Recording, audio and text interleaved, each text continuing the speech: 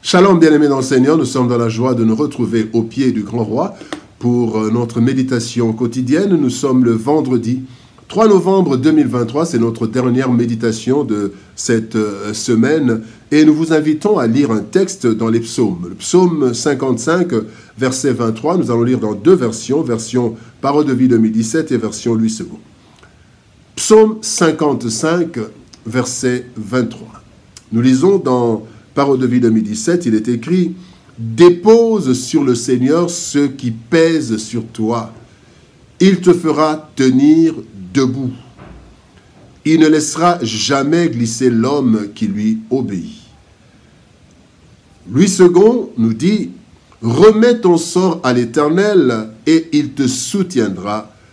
Il ne laissera jamais chanceler le juste. » Avec lui, nous tiendrons. Avec lui, nous tiendrons, tel est le thème de notre méditation de ce vendredi 3 novembre 2023. Bien-aimés dans le Seigneur, les pressions diverses dans ce monde peuvent venir à bout du plus puissant être humain, tellement ces pressions sont fortes, variées et même imprévisibles. David, qui a écrit ce psaume, en a fait les frais à son époque. Ennemi par-ci, ennemi par-là, il a combattu presque toute sa vie. Christ a aussi prévenu que nous aurons des tribulations dans ce monde. Ces tribulations sont de plusieurs ordres. Le texte de ce jour est une exhortation, mais aussi un témoignage, car il découle de l'expérience de David dans sa marche avec le bon berger, l'Éternel. David nous recommande sa recette de victoire, car le Dieu qui l'a soutenu est le même en qui nous avons cru. Yahweh, l'Éternel, Jéhovah, le Seigneur Jésus-Christ. Quels sont alors les enseignements que nous pouvons tirer de notre texte du jour? Parlons d'abord des pressions du monde, les pressions du monde. Quand nous lisons Jean chapitre 16, verset 33, il est dit « Je vous ai dit ces choses afin que vous ayez la paix en moi. Vous aurez des tribulations dans le monde, mais prenez courage, j'ai vaincu le monde. » Jean chapitre 16, verset 33. Vous aurez des tribulations dans le monde, mais prenez courage, j'ai vaincu le monde. Le monde dans lequel nous vivons, bien-aimés, est plein de pressions et tribulations diverses. Christ nous a prévenus parce que lui-même l'a vécu. Plus nous nous approchons de la fin, plus les pressions s'accentueront. Comme le dit 2 Timothée chapitre 3, verset 1er. 2 Timothée 3, 1 nous dit « Sache que dans les derniers jours, il y aura des temps difficiles. » Et nous voyons cela. Et cela, c'est à cause de plusieurs paramètres comme, par exemple, la dégradation socio-économique mondiale. Partout, on pleure le problème économique, les problèmes sociaux. Il y a aussi la deuxième raison, le cœur humain. La Bible dit dans Jérémie chapitre 17, verset 9, « Le cœur humain est plus trompeur que tout. Personne ne peut le guérir. Personne ne peut le comprendre. » Et dans Louis II, il est dit, « Il est méchant. Le cœur humain est tortueux. » Troisième raison des problèmes, des pressions du monde, c'est l'accroissement du mal. Matthieu 24, 12 nous dit « Le mal deviendra de plus en plus fort. À cause de cela, beaucoup de gens auront moins d'amour. » Et l'autre raison, c'est aussi la pression croissante du monde des ténèbres. La Bible nous dit dans Apocalypse chapitre 12, verset 12, « Malheur à la terre, à la mer, car le diable est descendu vers vous, animé d'une grande colère, sachant qu'il a peu de temps. » Plus le temps, nous allons vers la fin, plus l'ennemi, le monde des ténèbres, multiplie les pressions. Apocalypse 12, 12.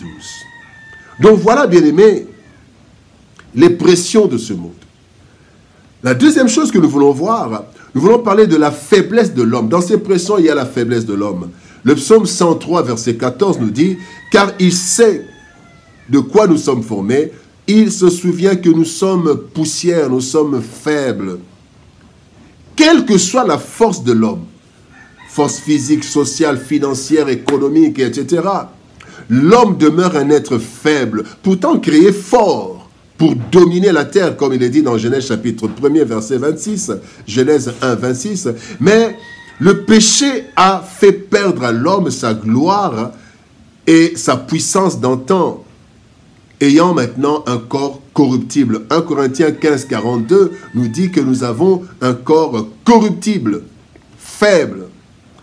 Les nombreuses chutes, même des hommes de Dieu, dans l'Ancien Testament, nous avons David, nous avons Abraham, nous avons Samson. Eh bien, ces choses, tout cela, et même Salomon, l'homme le plus sage, eh bien, toutes ces chutes illustrent bien la faiblesse humaine, ainsi qu'il est écrit dans 2 Samuel chapitre 1er, verset 19, 2 Samuel 1, 19, il est dit « L'élite d'Israël a succombé sur tes collines. Comment des héros sont-ils tombés? Parce qu'ils sont faibles, affaiblis par le péché. » Et même en étant devenu chrétien, bien-aimé, l'être humain demeure faible en lui-même. C'est ainsi que l'apôtre Paul écrit dans 2 Corinthiens chapitre 4, 2 Corinthiens chapitre 4, verset 7, l'apôtre Paul dit « Nous portons ce trésor dans des vases de terre, des vases faibles. Nous sommes faibles, mais en nous, il y a la puissance. » Et nous allons maintenant parler du troisième point. Quand la Bible nous dit, dans le texte du jour, « Dépose sur le Seigneur ce qui pèse sur toi, il te fera tenir debout. » Troisième leçon, le soutien indispensable de Dieu. Ésaïe 28, verset 16 nous dit, « C'est pourquoi ainsi parle le Seigneur l'Éternel, voici j'ai mis pour fondement en Sion une pierre éprouvée, une pierre angulaire de prix, solidement posée. Celui qui la prendra pour appui n'aura point hâte de fuir. » La pierre que les bâtisseurs avaient rejetée est devenue la pierre maîtresse, la pierre de l'angle, c'est Jésus-Christ. Certes, bien-aimés, nous sommes faibles, mais Dieu, qui le sait mieux que nous-mêmes, est prêt à combler cette faiblesse. C'est ainsi qu'il nous demande de venir à lui pour être secourus au temps convenable. Hébreux chapitre 4, verset 16. Pour bénéficier de cet appui, bien-aimé, disponible partout et en tout temps, à cause de la présence permanente du Seigneur, voici ce que nous sommes appelés à faire. 3 choses, entre autres. D'abord, nous devons nous décharger sur lui. Dans la prière, parler à Dieu. 1 Pierre chapitre 5, verset 7, il est dit, « Déchargez-vous sur lui de tous vos soucis, car il prend soin de vous. » Nous devons aussi, deuxième chose, nous fortifier en lui. Trouver la force dans le Seigneur, dans la vie de prière.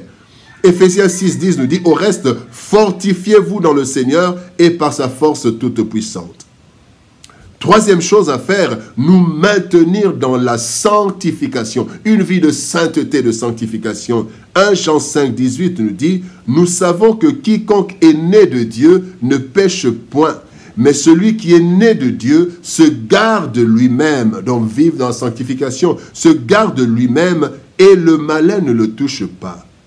Bien-aimé dans le Seigneur, l'Éternel qui a soutenu David, Joseph, Gédéon, Paul, Job, et tant d'autres, est le même hier, aujourd'hui et éternellement. Et c'est en lui, c'est lui, bien-aimé, c'est lui en qui nous avons cru. Ainsi, dans les tribulations, dans les persécutions de ce monde, nous n'avons pas d'autre choix que de lui confier notre sort afin de tenir malgré nos faiblesses.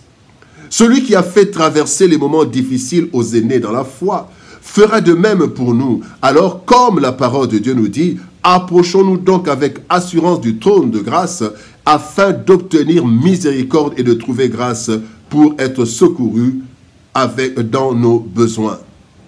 Hébreux, chapitre 4, verset 16. Prions.